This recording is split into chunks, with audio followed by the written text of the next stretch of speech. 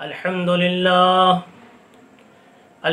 لله حمدا كثيرا طيبا مباركا فيه، وأشهد أن لا إله إلا الله وحده لا شريك له، وأشهد أن سيدنا ونبينا ومولانا محمدا عبده ورسوله صلى الله تعالى عليه وعلى آله وصحابه وبارك وسلم تسليما كثيرا كثيرا. أما بعد فأعوذ بالله من الشيطان الرجيم. بسم الله الرحمن الرحيم. قل ادعوا الله أو ادعوا الرحمن أيما تدعوا فله الأسماء الحسنى. وقال تعالى: إن الله يأمر بالعدل والإحسان وإيتاء ذي القربى وينهى عن الفحشاء والمنكر والبغي يعظكم لعلكم تذكرون.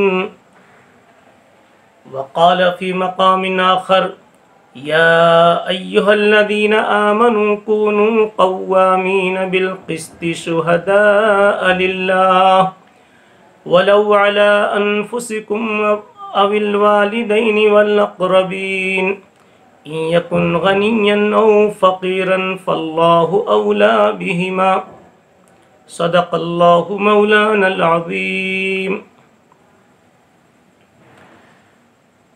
قابل احترام بزرگوں، دوستوں اور ساتھیوں،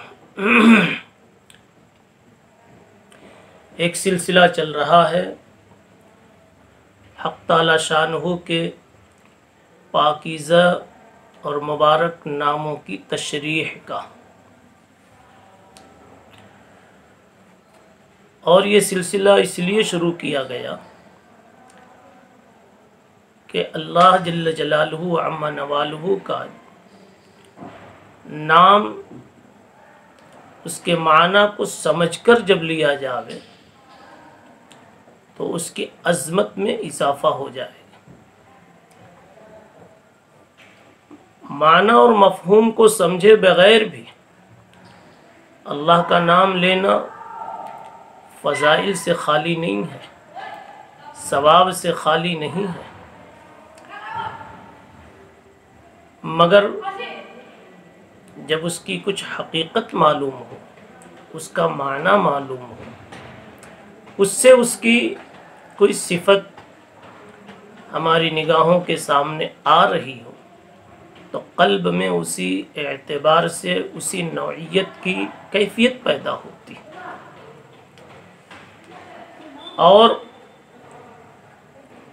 اپنے حالات میں اسی صفت کے اعتبار سے اس اللہ کو یاد کرنا اور اس کی اس صفت کا حوالہ دینا اور اس صفت کا ورد کرنا انسان کے لیے بڑا آسان ہو جاتا ہے. اور یہ وظیفہ، یہ ورد اور یہ اللہ کا ذکر اس موقع پر معنی کے استحضار کے ساتھ اس کی مقصد براری میں بہت مفید ہوتا ہے. مثلا ایک آدمی کسی ظلم میں پھنسا ہوا اور اسے معلوم ہے کہ اللہ کا ایک نام مقسط ہے، اور مقسط کہتے ہیں ظلم کا خاتمہ کر کے انصاف کو اوپر لانے والا. اب وہ مقسط کو بار بار استعمال کرتا ہے، اللہم انت اللہ، اللہم انت المقسط. یا اسی کے ہم معنی اللہ کا ایک نام ہے العدل، تو وہ کہتا ہے اللہم انت العدل وانت تحب العدل. اس طرح سے وہ خدا کو یاد کرتا ہے تو ایک دل کی کیفیت کے ساتھ یاد کرتا ہے. اور آپ خوب جانتے ہیں کہ ہمیں کوئی کبھی غفلت کے ساتھ رسمی طور پر کبھی کوئی لفظ ہمارے لیے محبت کا بولے، اکرام کا بولے، تو اس کا کیا قلب پر اثر ہوتا ہے، اور ہوتا ہے کہ نہیں ہوتا ہے. اور ایک آدمی جس کے تعلق سے ہمیں یقین ہے کہ یہ ہمیں سمجھ کر یاد کر رہا ہے، عالم مان کر عالم کہہ رہا ہے، مفتی مان کر مفتی کہہ رہا ہے، شریف کا معنی سمجھ کر ہم کو شریف کہہ رہا ہے اور دل سے کہہ رہا ہے، تو آپ سمجھیں کہ یہ دوسرا آدمی جب بولتا ہے طبیعت پر ایک دوسرا اثر ہوتا ہے۔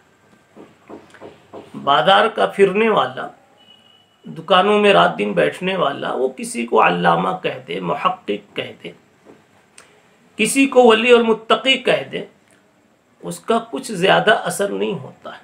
معلوم ہے کہ وہ کسی کا معنی جانتا نہیں ہے، لیکن اگر کوئی پڑھا لکھا انسان، نالج والا، مطالعے والا، قرآن و حدیث کا علم رکھنے والا اور ان الفاظ کے معانی کو سمجھنے والا اور اس دنیا سے اپنے آپ کو وابستہ رکھنے والا، معرفت والا، اگر وہ کہہ دیتا ہے تو طبیعت پر کیسا خوبصورت اثر پڑتا ہے، تشکر کی کیفیت ہوتی ہے اور اس کے ساتھ محبت کی کیفیت ہوتی ہے، تعلق کی کیفیت ہوتی ہے۔ اس لیے ان اللہ کے پاکیزہ ناموں کی وضاحت کی جا رہی ہے کہ ایک ایک نام کو بھی کوئی بھی بندہ خدا پکڑ لے، ایک بیان کو مستحضر کر لے تو اس ایک نام کو کبھی بھی زبان پر لائے گا تو اسے اس بیان کے اجزاء، اس کی تقریر کی آئی ہوئی باتیں اس کو مستحضر ہوں گی تو ضرور اس کے ذکر میں جان پیدا ہوگی۔ آج ہم نے یہی سوچا کہ اللہ کی اس صفت کو یاد کیا جاوے جس میں اللہ کی طرف سے انصاف کی بات، اللہ کی طرف سے انصاف کی بات پائی جاتی ہے اور اس کی ذات میں انصاف کا کمال پایا جاتا ہے۔ اس کے لیے اللہ کے ناموں میں دو نام اس معنی کو ادا کرنے کے لیے نصوص میں پائے جاتے ہیں۔ ایک نام ہے المقسط اور ایک نام ہے العدل۔ دونوں کے معنی ہے انصاف کرنا۔ عدل کس کو کہتے ہیں؟ عدل علامہ ابن عربی رحمۃ اللہ علیہ کی تحقیق کے مطابق دونوں پلروں کو برابر کر دینے کا نام عدل ہے۔ یعنی ان محققین نے، اصحاب لغت نے اور شراح حدیث نے، مفسرین قرآن نے جو کچھ بتایا ہے ان کی روشنی میں یہ بات پیش کی جا رہی ہے کہ عدل کہا جاتا ہے ترازو کے دونوں پلڑوں کو برابر کرنا، کسی قسم کا نیچ اونچ نہ ہو، کوئی کمی بیشی نہ ہو۔ بعض حضرات نے ایک دوسری تعبیر کی، کسی بھی چیز کو، کسی بھی فیصلے کو، کسی بھی سوچ کو افراط و تفریط سے پاک رکھنا، بلا وجہ کسی طرف جھکاؤ نہ ہو جائے اور بلا وجہ کسی طرف سے اعراض نہ ہو جائے، بلا وجہ کسی طرف زیادتی نہ ہو، اضافہ نہ ہو اور کسی طرف کمی نہ ہو، افراط نہ ہو، تفریط نہ ہو، جتنا ہونا اتنا ہو۔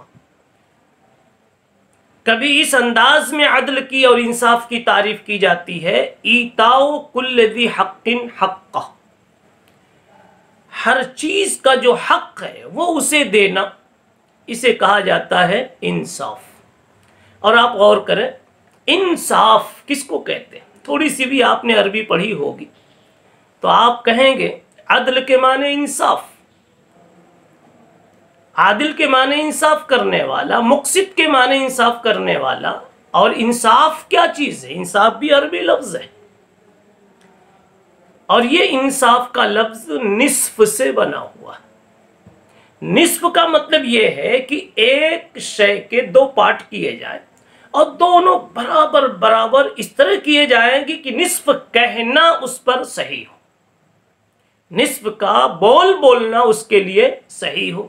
مثلا 100 کو 2 حصے میں بانٹا گیا، 50-50، 50-50، یہ انصاف ہے۔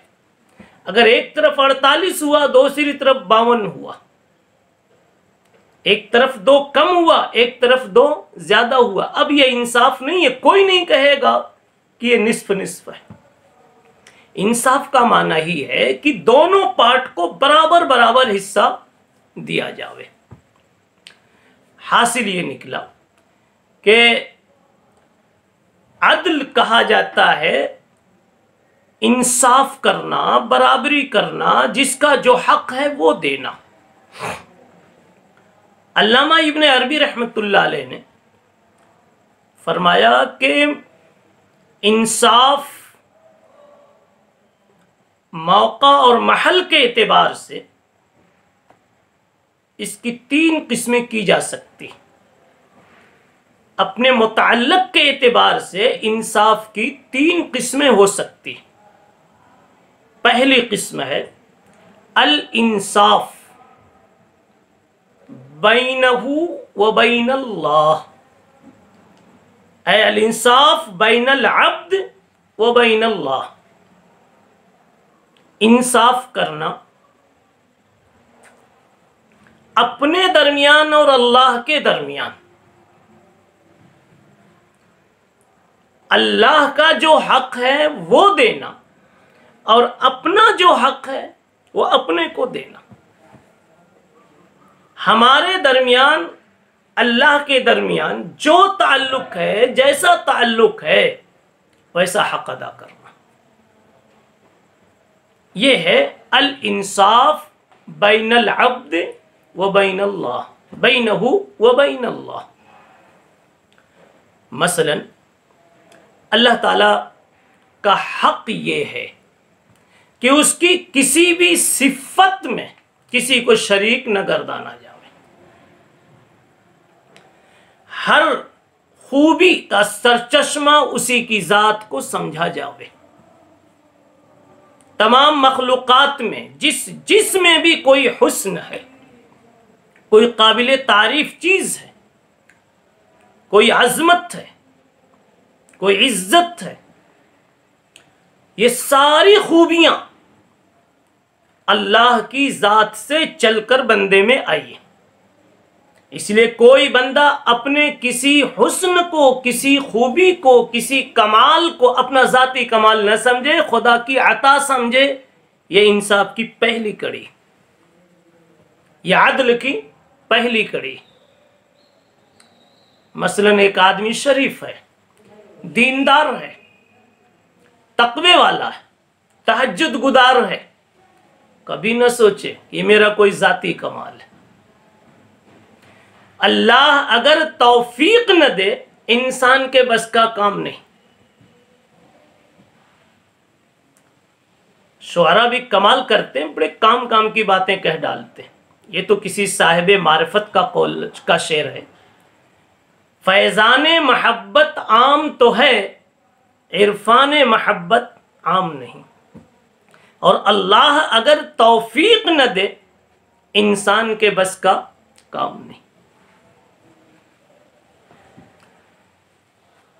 جب اللہ کی توفیق سے ہی ہر تسبیح والے کو نصیب ہوتی ہے، ہر ذکر ذاکر کو نصیب ہوتا ہے، ہر نماز اور نماز کا ہر عمل نمازی کو نصیب ہوتا ہے، ہر توفیق صاحب توفیق کو نصیب ہوتی ہے، تو ہر موڑ پر، ہر موقع پر اپنی کسی بھی شرافت کو، فضیلت کو، اپنے حسن کو، اپنے کمال کو، اپنے تقوی طہارت کو، اپنی مقبولیت کو، اپنی قابلیت کو خدا کی طرف منسوب کرنا، یہ سب سے پہلا عدل ہے۔ سب سے پہلا عدل ہے۔ یوں کہنا اللہ تو نہ دیتا تو نہ پاتا، فلاں خاندان میں پیدا ہو جانا میرے کمال کی بنیاد نہیں ہے۔ یہ عدل خدا کی جو صفت ہے، وہاں سے یہ سبق مل رہا ہے کہ اللہ تو عادل ہے ہی ہے، ہمیں بھی اللہ کی ذات کے ساتھ عدل کا معاملہ کرنا ہے۔ کہ حق تعالی شانہ کی جو صفت ہے وہ دینا، وہ اس کی طرف منسوب کرنا۔ اس کی ایک مثال میں نے ذکر کی، کوئی یہ نہ سمجھے کہ شریف بن گیا اس لیے کہ خاندان میں شرافت تھی، اس لیے کہ اللہ نے ایسی بھی نظیریں پچھلی تاریخ میں قائم کی ہیں کہ خاندان میں شرافت ہی نہیں، شرافت کا اعلیٰ معیار موجود ہے، مگر نسلوں میں ایمان تک نہیں، یا یہ کہ اوپر شرافت نہیں ہے لیکن نسل میں جب ایمان آیا تو نبوت اور اعلیٰ درجے کی نبوت کی شرافت وجود میں آئی۔ پتہ کیا چلا؟ اللہ تعالیٰ نے ایسی شکلیں بنا کر کہ دیکھو سیدنا ابراہیم علیہ السلام ابو الانبیاء، اعلیٰ درجے کی نبوت ملی ان کو، نہایت اہم نبوت ملی ان کو، مگر اوپر دیکھو تو ایمان نہیں دکھ رہا ہے، آزر ہے۔ نوح علیہ السلام یہ بھی زبردست نبوت کے مالک، اعلیٰ درجے کی نبوت کے مالک، لیکن نیچے دیکھو تو بیٹا کفر کے دلدل میں پھنسا ہوا ہے۔ یہ شکلیں اس لیے بنائی گئیں کہ انسان اگر کبھی کسی دینی شرافت پر آ جائے تو نہ سمجھے کہ باپ دادا یا خاندانی بنیاد پر مجھے یہ چیز ملی ہے، عدل یہ ہے کہ اس کو خدا کی طرف منسوب کیا جائے۔ عام طور پر لوگ یہی کہتے ہیں اس کا خاندان ہی ایسا، ٹھیک ہے سبب کے درجے میں کہہ سکتے ہیں، لیکن اسی وقت مسبب الاسباب کا بھی خیال آنا چاہیے۔ اللہ تعالیٰ کے ہاں عدل ہر شے میں پایا جاتا ہے، جب اس کی طرف سے ہر شے میں عدل ہے تو ہماری طرف سے بھی ہر جگہ پر عدل کا مظاہرہ ہونا چاہیے۔ آپ تھوڑا سا دیکھ لیجئے، اس کو زیادہ پھیلانا اس وقت مناسب نہیں کہ اللہ کی طرف سے کہاں کہاں عدل ہے۔ اللہ تعالیٰ نے آنکھ وہیں رکھی ہے جہاں ہونی چاہیے، پیچھے رکھ دیتا تو پھر دیکھتے کیا مزہ آتا، پھر کہاں کہاں ٹکر ہوتی، وہ بھی تو وہاں بھی تو بنا سکتا تھا۔ اللہ تعالیٰ ناک اگر پیچھے رکھ دیتا اور یہ استدلال آپ کا وہاں جوڑ دیا جاتا کہ ناک سے مکروہ چیزیں نکلتی ہیں اس لیے سامنے ہونا ٹھیک نہیں اور ہونٹ کے پاس ہونا ٹھیک نہیں، اس لیے پیچھے ہونا، تو پھر آپ دیکھتے کہ صفائی میں آپ کو کتنی تکلیف آتی ہے، اور صفائی بھی ہوتی ہے یا یہ کہ آپ کی پیٹھ کچرے دان بن جاتی اگر اللہ ناک کو پیچھے کر دیتے۔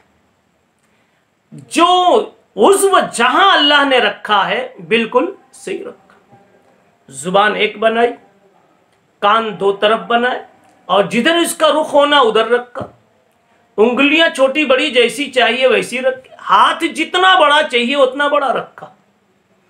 تھوڑا سا چھوٹا بنا دیتے نا تو پھر تو ایک خادم آپ کو بیت الخلاء کے لیے بھی رکھنا پڑتا ہے۔ اسی لیے بڑی توند والوں کو کہا جاتا ہے کہ بھائیو ذرا توند کو بچاؤ، کہیں ایسا نہ ہو ہاتھ چھوٹا پڑ جاوے، ذرا روٹیاں کم کرو اور ہضم کرنے کی کوشش کرو ورنہ ہاتھ چھوٹے پڑ سکتے۔ اللہ نے ہاتھ بالکل ضرورت کے اعتبار سے دیا۔ یہ میں نے تھوڑا اشارہ کیا کہ آپ مجھ سے زیادہ سوچ سکتے اور سمجھ سکتے ہیں کہ اللہ نے جو دیا ہے، جس کو بھی جو دیا ہے اور جیسا بنایا ہے، جس مخلوق میں بھی بالکل عدل کیا، اس کو وہاں پر وہی ہونا چاہیے۔ مجھے شاہ عبدالعزیز محدث دہلوی رحمۃ اللہ علیہ کی ایک بات یاد آئی، اب جسمانی بناوٹ کی بات آئی، ان کا ایک نقطہ یاد آیا۔ انہوں نے اپنی تفسیر میں لکھا ہے کہ ایک آیت میں اللہ تعالیٰ نے انسان کے 3 عضو کا ذکر کیا۔ الم نجعل لہ عینین، انسان تیری آنکھیں کس نے بنائی؟ کیا ہم نے نہیں بنائی؟ وَلِسَانًا، زبان بھی تیری ہم نہیں بنائی، وَشَفَتَيْن، تیرے پیارے پیارے ہونٹ ہم نے سجائے۔ بس 3 عضو کا ذکر کیا، الم نجعل لہ عینین وَلِسَانًا وَشَفَتَيْن۔ یہ اللہ تعالی شانہ نے تین کا ذکر کیوں کیا؟ شاہ صاحب اس کا نقطہ لکھتے ہیں کہ اصل میں انسان جب پیٹ کی دنیا سے باہر آتا ہے، اب کہتے ہیں اب دنیا میں آ گیا، تو آتے ہی جب اس کو رزق کی ضرورت ہوگی تو اس کا رزق کہاں ہے؟ اس کا رزق کہاں ہے؟ اس کے لیے سب سے پہلے اس کو اس کی آنکھ کی ضرورت ہوگی۔ ایک مرتبہ اس کی ماں اپنی چھاتی سے اس کو پتا دے دے یہ تیری رزق کی جگہ ہے، یہاں تیری روزی ہے، اب وہ اپنی آنکھ سے فائدہ اٹھا کر کے برابر بھوک لگتے ہی ادھر متوجہ ہو جائے گا۔ تو اس کی اولین ضرورت تھی کہ اس کو آنکھیں دی جائیں۔ تو دوسری صلاحیتیں تو اللہ تعالیٰ ہاتھ پاؤں کی طاقت کی بعد میں دیتا ہے، لیکن آنکھ کے دیکھنے کی پوری طاقت اسی وقت دے دیتا ہے، اس لیے دو آنکھوں کا ذکر کیا۔ پھر اس کے رزق کے تعلق سے دوسرا مرحلہ آتا ہے کہ ماں کی چھاتی سے وہ دودھ کو کھینچے۔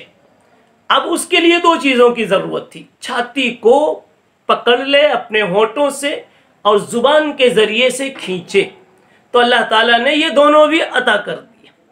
اگر یہ دونوں ہونٹ نہ ہوتے تو پکڑنا اس کے لیے ممکن نہ ہوتا، جب پکڑنا ممکن نہیں ہوتا تو اپنی خوراک کا کھینچنا بھی مشکل ہوتا۔ اللہ تعالیٰ نے ان تینوں کو ذکر کر کے بتا دیا کہ دیکھو جیسی تمہارے ساتھ ضرورت لگی، اللہ نے عدل کیا، انصاف کیا کہ بر وقت تمہارے لیے اس کا انتظام کیا، بر وقت انتظام کیا۔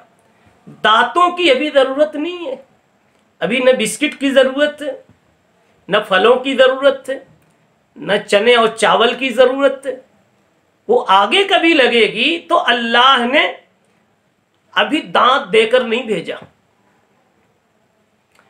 معلوم ہے کہ ابھی 2 سال تک تو دودھ پر اس کا گزارا ہوگا، 2 سال تک دودھ پر گزارا ہوگا، نہ چنے کی ضرورت ہے، نہ چاول کی ضرورت ہے، نہ روٹی کی ضرورت ہے، نہ بوٹے کی ضرورت ہے، اس لیے ابھی دانت نہیں دیے۔ لیکن 4-6 مہینہ گزرنے کے بعد دانت بھی اپنا سر دکھانا شروع کرتا ہے کہ ہم بھی آ رہے ہیں، لیکن ان کے آنے میں دیر بھی لگتی، اچانک نہیں آ جاتے کہ کوئی کھڑکی کھلی اور دانت باہر آ گئے۔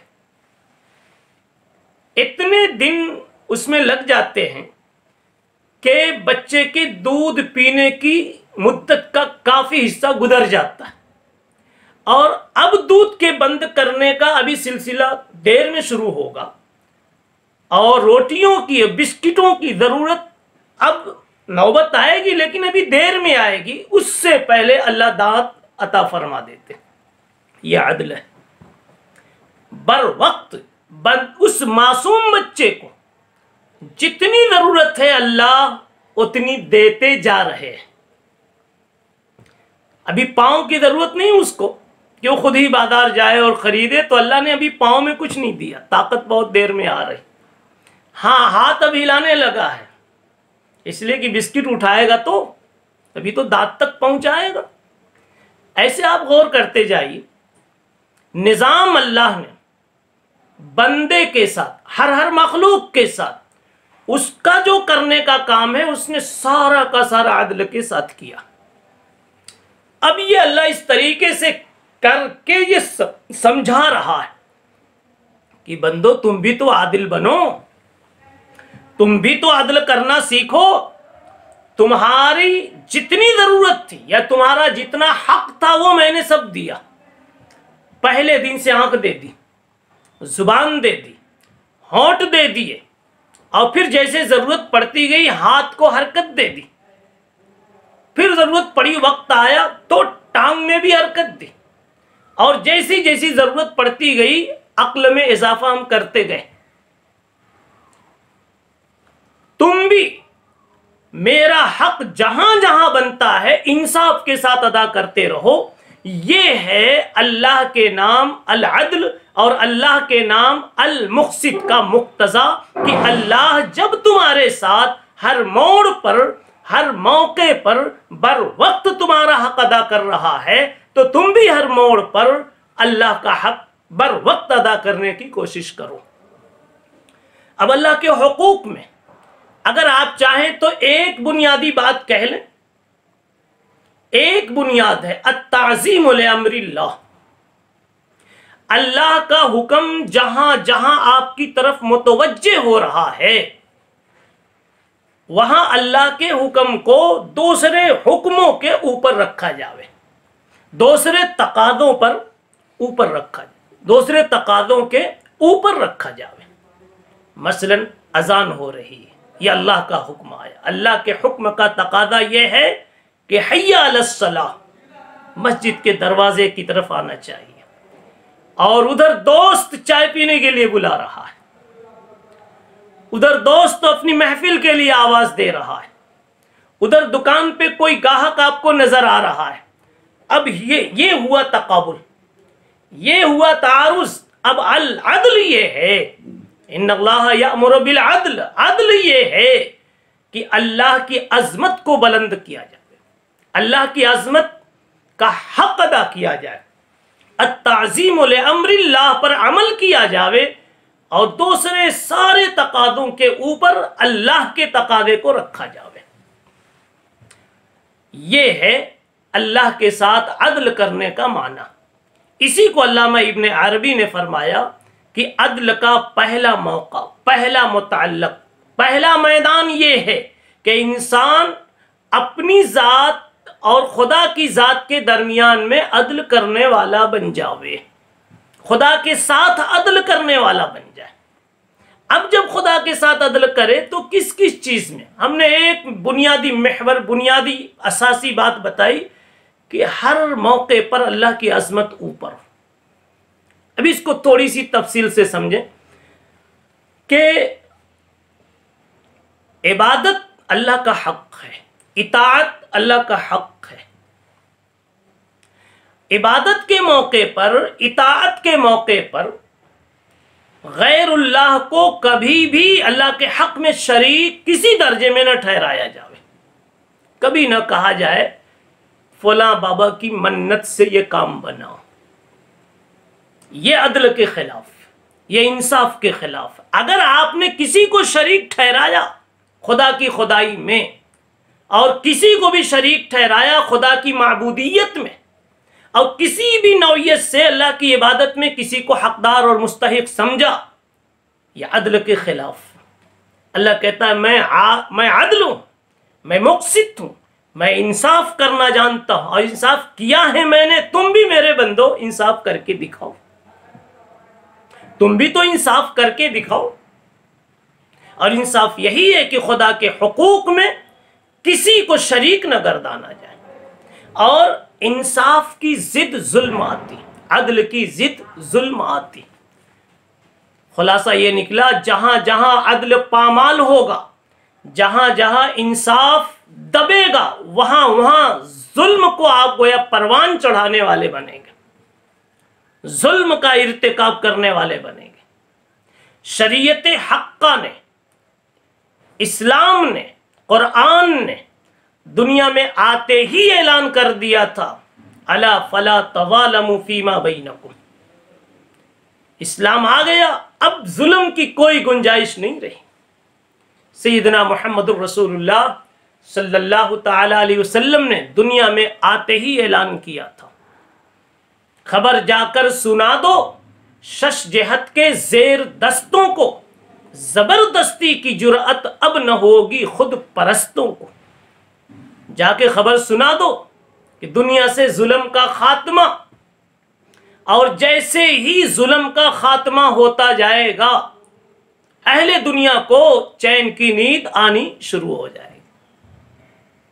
ہر طاقت والا ڈر کر جیے گا کہ اگر میں نے کسی کمزور پر ہاتھ بڑھایا تو مجھ سے بھی کوئی بڑی طاقت ہے جو مجھ پر اپنا ہاتھ بڑھا سکتی۔ وہ طاقت جب سوار ہو جائے گی تو کھوپڑیوں کے تیا پانچے کر کے رکھ دے گی۔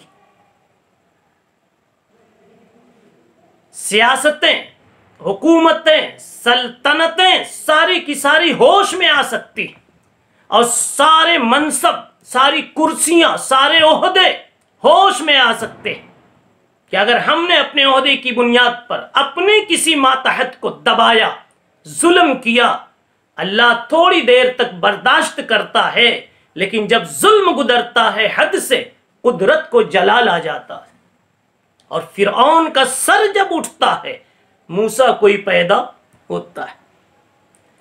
اس لیے اللہ کے ساتھ انصاف کرنا بہت ضروری ہے۔ زیادہ بے انصافی جب ہونے لگتی اور آدمی حد سے آگے بڑھ جاتا ہے تو اس وقت خدا کی طرف سے پکڑ کا نظام شروع ہو جاتا ہے۔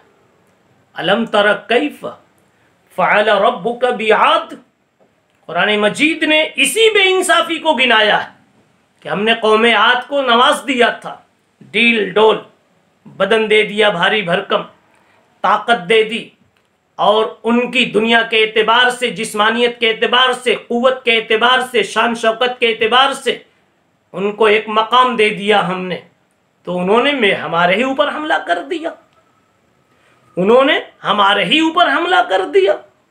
ہم بھی کبھی کبھی مزہ چکھا دیتے ہیں، کبھی جب تم عدل چھوڑ دیتے ہو، ظلم پر آ جاتے ہو، تو ہم بھی ظلم کا مزہ چکھانا جانتے ہیں۔ الم تر کیف فعل ربک بعاد ارم ذات العماد، یہ سوکھی سکھی ہڈیوں جیسے نہیں تھے، وہ 20-25 کلو والے نہیں تھے، وہ موٹے موٹے کھمبے دکھتے تھے، وہ بڑے بڑے پلر اور ستون دکھتے تھے۔ ارم ذات العماد التی لم یخلق مثلها فی البلاد، قوم عاد سے پہلے کبھی بھی ایسی مضبوط، توانا، موٹی تازی کوئی مخلوق بنی نہیں تھی، کوئی انسان بنا ہی نہیں تھا، دیکھنے کے قابل یہ انسان تھے، مگر ان کو شکر نہیں آیا، ان کو عدل نہیں آیا۔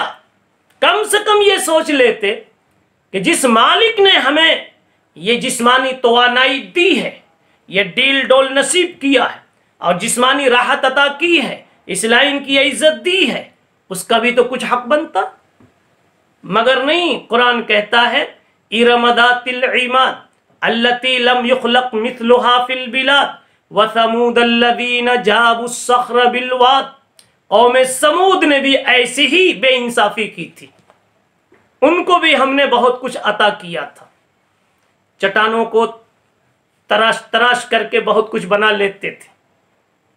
پھر اور وَفِرْعَوْنَ ذِي الْأَوْتَادِ، فرعون کو تو ہم نے بہت نوازا تھا، جسم کی صحت کے اعتبار سے بھی نوازا، عزت مرتبہ تخت و تاج کے اعتبار سے بھی نوازا، سلطنت کے اعتبار سے نوازا، لیکن جتنا ہی ہم نے نوازا مرض بڑھتا گیا جوں جوں دوا کی، جیسے جیسے نوازتے گئے کہ شاید ہوش اس کا کچھ صحیح ہو جاوے کہ دینے والا کون ہے جس نے مجھے اتنا دیا، ان کو نہیں دیا، ان کو نہیں دیا، ان کو نہیں دیا، دیا تو مجھے دیا، کبھی تو دینے والے کو یاد کرتا۔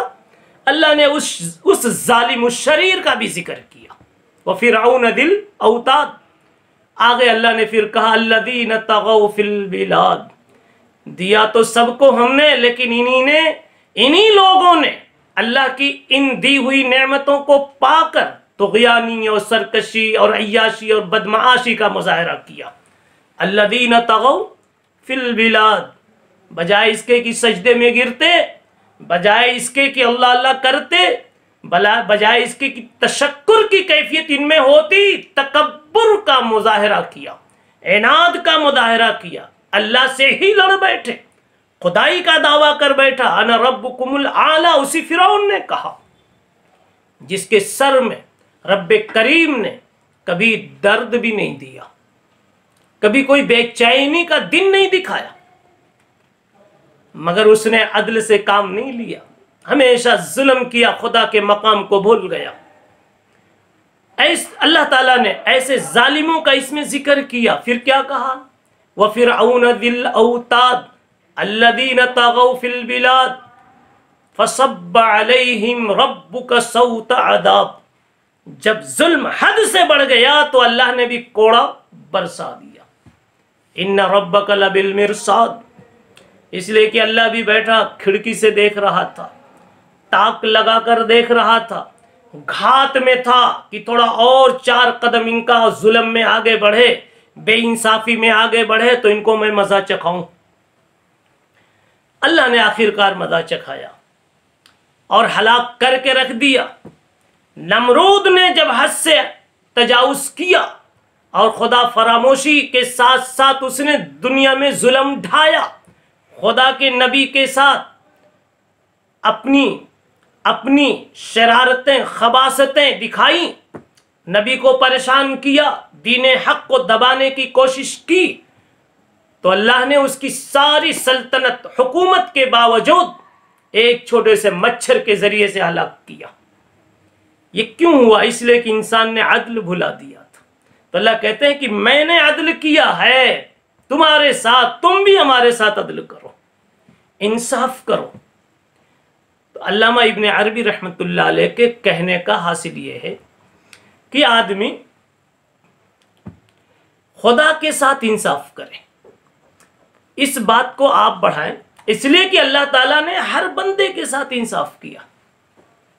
बल्कि थोड़ा और भी समझना है कि आप अगर इंसाफ, खुदा के इंसाफ को नहीं समझ पाते तो आप सिर्फ अपनी अकल पर इत्मीनान न कर लें, वरना शायद खुदा को आप जालिम कहेंगे, इसलिए कि आपकी अकल ही अभी काम नहीं कर रही। आपने देखा कि मेरा एक भाई पैदा हुआ तो पैदा होते ही माशाल्लाह हमेशा सेहत के साथ, मुझे तो अल्लाह ने पैदा किया तो लेंगड़ा पैदा किया। दूसरे पैदा हुआ एक ही टांग के साथ और हमेशा बीमार भी अल्लाह ने मुझे रखा। कमाई धंधे में भी मैं हमेशा कमजोर ही रहा उससे, वगैरह वगैरह। अब आप अगर सही फिक्र नहीं रखते हैं तो शायद खुदा के साथ आपको शिकवा हो जाएगा कि अल्लाह मैंने क्या जुर्म किया था, मुझे क्यों लंगड़ा बना दिया। लेकिन अल्लाह ताला ने एक जगह कहा है ना कि मेरा एक नाम हकीम भी है, कुरान में बार बार इसका जिक्र आया। अल्लाह के नामों में एक नाम हकीम है। हिकमतें खुदा की खुदा ही जानता है, बंदा तो अपनी टूटी फूटी अकल के एतबार से दो एक बात समझ सकता है।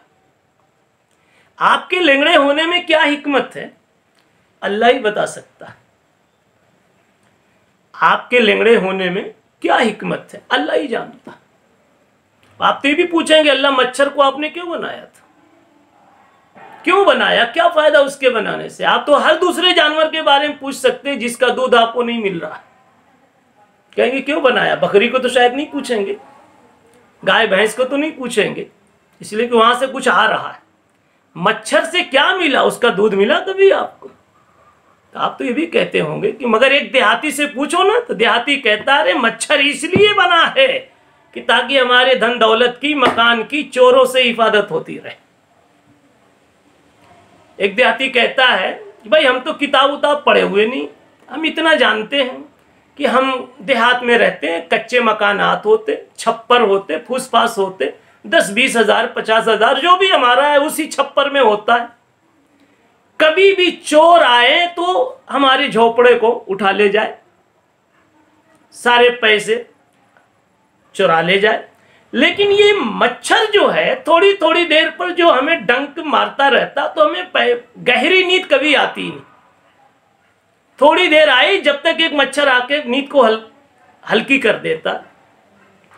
अब जब नींद हल्की होती तो कोई भी आहट किसी के चलने की, हवा के तेज चलने की, दरवाजे के खड़खड़ाने की, पत्तों के फड़फड़ाने की, तो हमारी आंख खुल जाती है कि शायद कोई आया है। तो ऐसे ही जब कभी चोर आ जाता है हमारी झोपड़ियों में और वो कुछ इधर उधर करता है या उसके पांव की आहट हमारे कानों में आती है, तो इस मच्छर की बरकत से चूंकि हम गहरी नींद नहीं सोए होते हैं, हम समझ जाते हैं कि कोई पराया आ गया है। ये एक देहाती की हिकमत बता रहा हूं मैं। ऐसी ही एक देहाती ने कहा कि मैं एक मरतबा मैं सोच रहा था जंगल से गुजरते हुए कि अल्लाह ताला ने आम का जो दरख्त इतना बड़ा बनाया है, इतना ऊंचा दरख्त और फल इतना छोटा सा, इमली का भी एक दरख्त देखा तो और भी छोटी इमली है और दरख्त तो और भी उससे बड़ा है, और नीचे देखा खेत में तो तरबूज है, इतने भारी भारी है, और उसके लिए जो दरख्त है बिल्कुल छोटा है, जमीन पे पड़ा हुआ। चाहिए तो ये था कि इतना बड़ा दरख्त तरबूज का होता, यहां तरबूज लटकता और ये छोटे छोटे आम, छोटी छोटी इमलियां नीचे होती तरबूज वाले दरख्त पे। या अल्लाह, ये उल्टा सीधा आपका निज़ाम। उसको इंसाफ के खिलाफ बेतरतीब ये चीज दिख रही थी। इतने में अल्लाह ने उसको समझा दिया कि ऊपर से एक आम गिर गया और उसकी आंख पे आया, या एक इमली गिरी और उसकी आंख पे लगी, तो उसको जो चोट आई थोड़ी सी, तो वो कहने लगा, अल्लाह मैं जान गया, अल्लाह मैं जान गया, तेरी पहचान यही है। ये छोटे मियाँ गिरे हैं तो मेरा ये हाल है कि सूजन आ गई, तकलीफ हो गई। अगर ये बड़े मियाँ ऊपर होते, कौन बड़े मियाँ? तरबूज। अगर ये बड़े मियाँ ऊपर होते और आज मेरी खोपड़ी आंख पर गिरे होते, तो फिर न तो खोपड़ी का ठिकाना होता और न आंख का ठिकाना होता। अल्लाह, तू सचमुच अदल है, हर चीज को तूने अदल की सिफत के साथ किया। मुझे सिर्फ इतना बताना है कि अल्लाह ताला की जात को आदिल मानना, कि जो उसने किया है अदल के साथ किया है, ये मानना, ये भी हमारी जिम्मेदारी। और फिर हमारी तरफ से अल्लाह के साथ अदल का मामला करना, ये हमारी दूसरी जिम्मेदारी।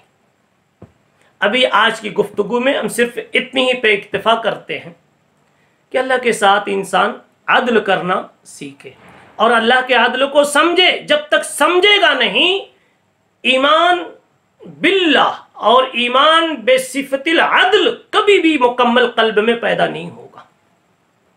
अल्लाह जिस तरह माबूद है, अल्लाह जिस तरह रज़्ज़ाक़ है, अल्लाह जिस तरह खल्लाक है, अल्लाह जिस तरह गफ्फार है, सत्तार है, कहार है, जब्बार है, अल्लाह इसी तरह से अदल वाला अदल है।